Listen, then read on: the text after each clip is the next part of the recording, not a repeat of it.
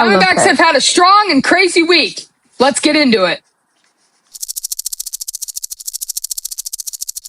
What's up, everyone? Welcome back to episode 2 of the D-Backs Digest podcast. Today, we're going over this crazy week in D-Backs baseball. We've seen a stretch where we've been hot and have got the third and final wild card spot. So let's get started. We're going to talk about the big wins, as you can see, of our episode schedule. Big wins, key players, all the wild card news you guys need to know.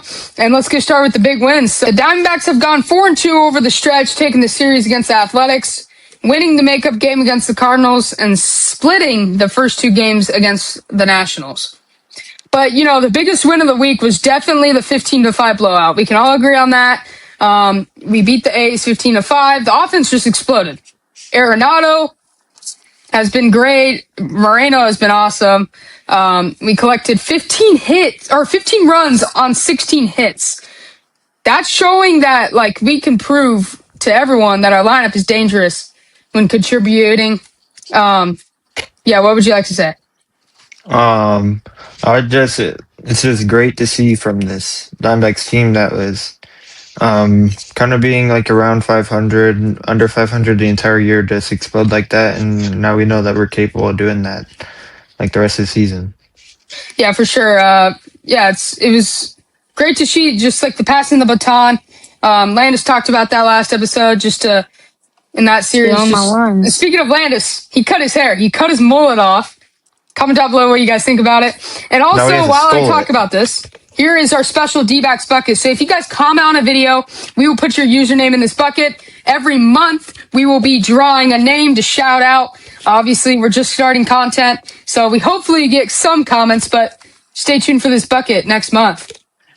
Another huge moment came in Game 2 against the Athletics when we walked it off in the 10th inning. With that Vargas walk-off, crazy walk-off, because he swung at a pitch so high up, so outside, in the 10th inning after coming back from a late deficit.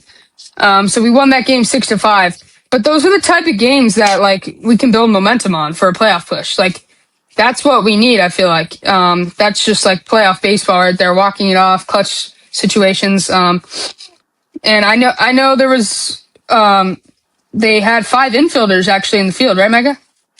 Yeah, they brought in Nestor Cortez from right, and just have like 5 infielders for the Tim Tao at bat. Then he struck out, and then they sent him back for Vargas.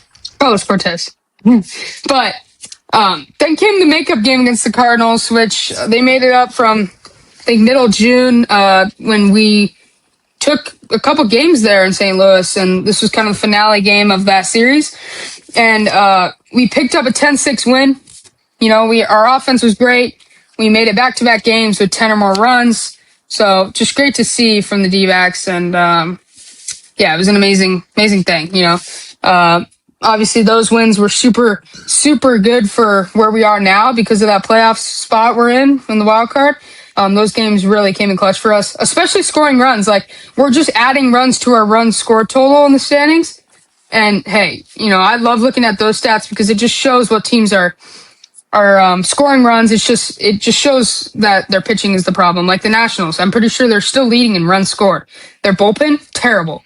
So if we keep this up, I think we could definitely climb in our standings. So the offense, we're going to talk about the offense now. You know, the offense have been heating up. The bats have definitely come alive. And I know you have some words to say about Moreno, Landis, and Micah. We'll start with Micah.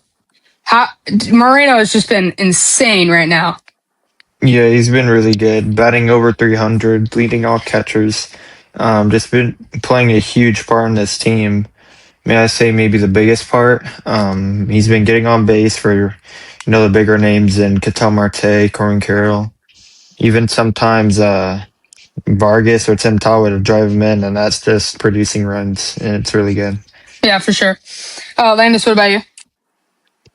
What?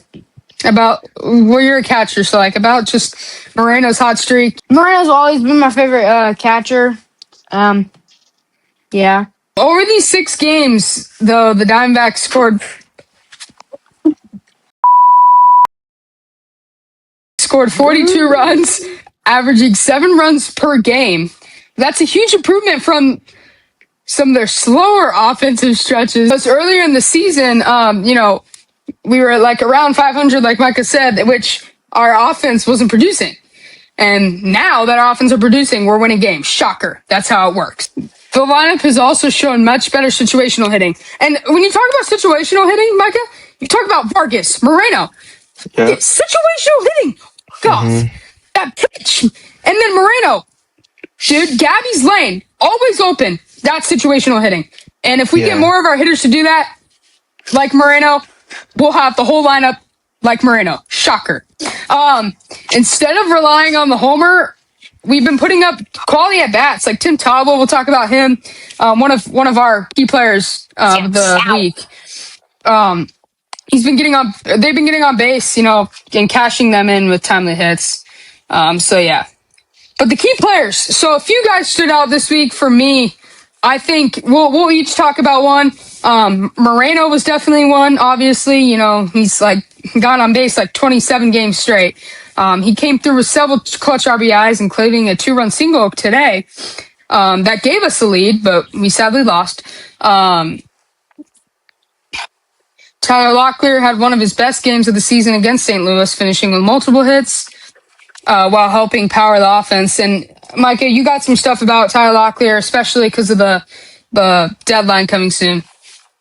Yeah, I feel like he's just been great. Like, he's proving that he can live on this MLB roster, and he's not.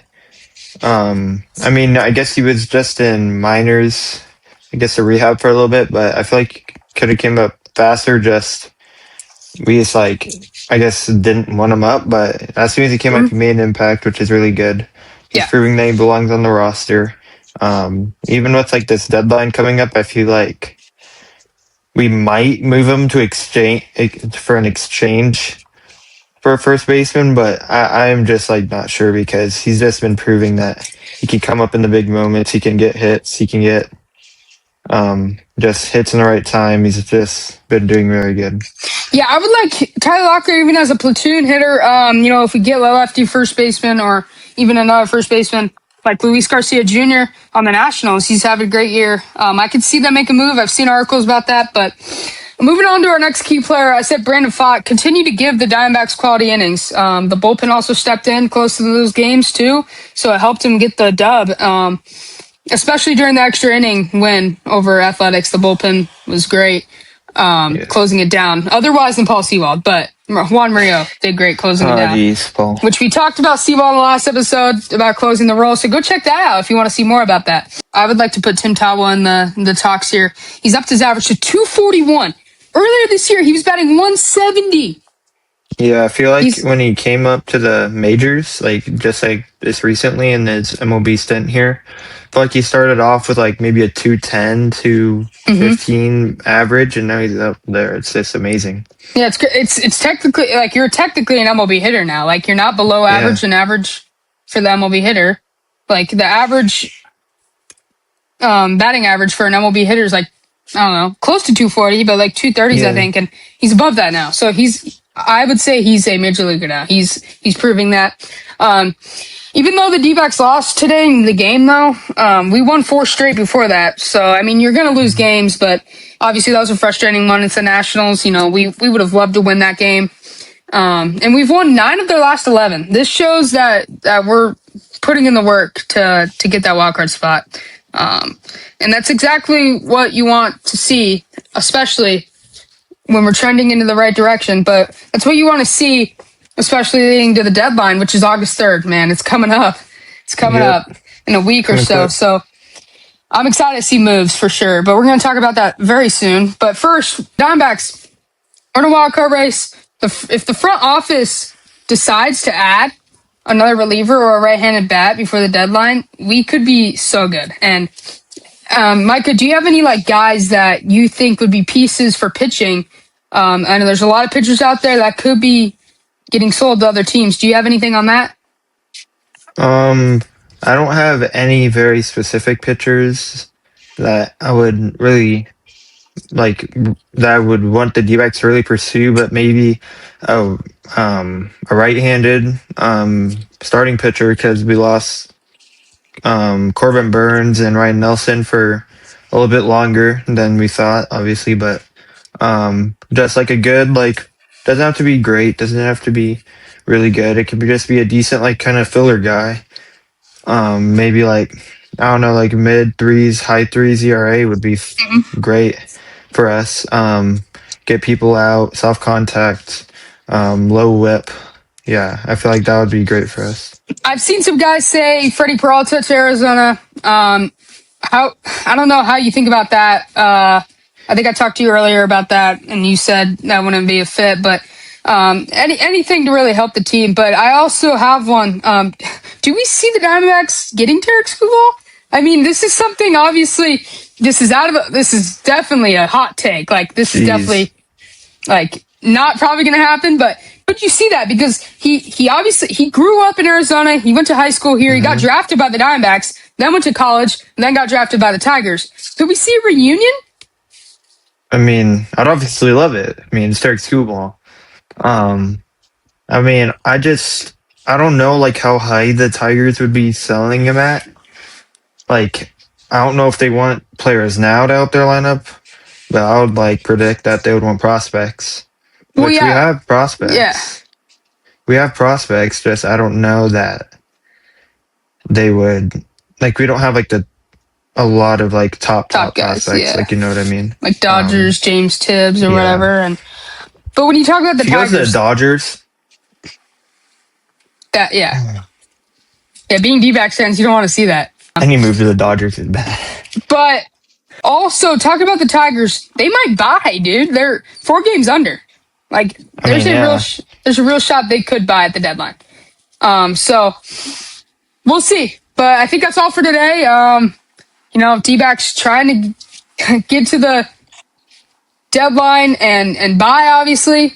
But they're trying to keep that wild card spot mostly. You know, the Tigers lost today. The Cardinals won, but we're now 1.5 games. I think are 2 games under us. Yeah, and then Cardinals 1.5 games under. So thank you guys for watching. Comment down below if you're a D-backs fan. Subscribe if you're a D-backs fan. And yeah, stay tuned for next week's video or next series video. We'll be talking about trade deadline stuff as it gets closer.